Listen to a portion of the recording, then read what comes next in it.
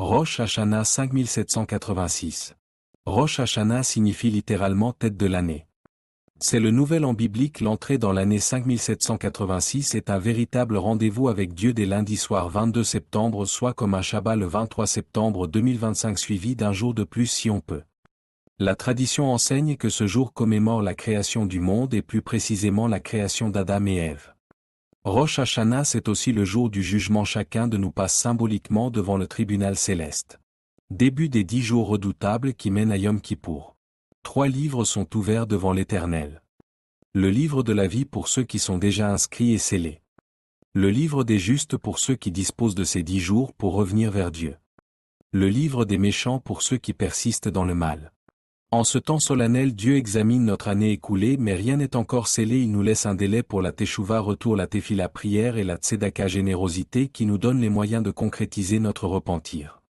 Le commandement central, écoutez le shofar, la corne du bélier.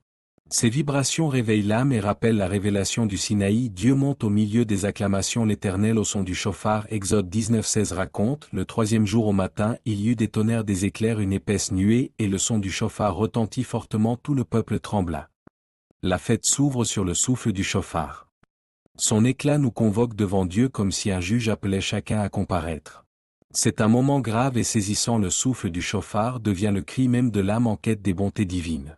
Ce son, disent les sages, secoue notre mémoire de l'oubli du temps d'avant. Il traverse l'être comme une onde qui réveille, recentre, purifie les jugements faussés. Il agit comme un souffle céleste qui restaure l'équilibre intérieur et renouvelle l'esprit. Écouter le shofar, c'est accueillir sur terre une effusion d'en haut. L'âme y retrouve l'élan premier qui l'unissait à son Créateur avant même sa naissance. Elle cherche le Messie, son roi, et se souvient de l'amour éternel. Ainsi le shofar réveille ce désir profond que notre cœur se tourne vers Dieu dans une communion retrouvée. Rosh Hashanah n'est pas une fête comme les autres. C'est un jour où la présence de Dieu se ressent plus qu'à aucun autre jour. On se distingue alors en préparant la fête comme si le Messie Yeshua était attendu dans notre maison comme un invité d'honneur. C'est pour cela qu'on s'habille en blanc, qu'on décore sa table de façon festive en dégustant des aliments symboliques qui permettent de concrétiser en action la nouvelle année douce et bénie. C'est un rendez-vous comparable à un Shabbat très particulier. Cette année, la veille de Rosh Hashanah, les nations se réunissent à l'ONU pour débattre de Jérusalem et d'Israël pour ou contre un État palestinien. Leurs votes vont jouer dans les assemblées diplomatiques. Elles croient décider du destin d'Israël, mais en réalité elles se tiennent devant le tribunal suprême de Dieu. La coïncidence n'est pas un hasard, ce jugement céleste accompagne le jugement des hommes. Toute décision contre Israël et Jérusalem inscrit directement ceux qui y participent dans le mauvais livre. Cette coïncidence rappelle que le jugement céleste dépasse le jugement des hommes.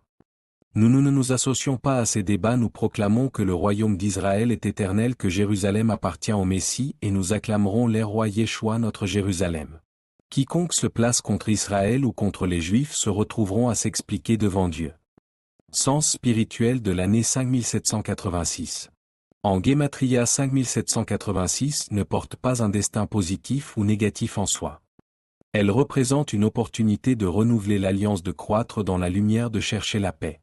En cherchant la porte du berger Yeshua, celle qui ouvre la véritable mission de l'homme. Teshuvah, Tefila, Tzedaka sont les clés qui orientent notre année. Conclusion: une année bonne et douce. Après le son du shofar, les prières, la douceur du miel et les bénédictions du cédé, nous repartons le cœur léger, l'âme éveillée.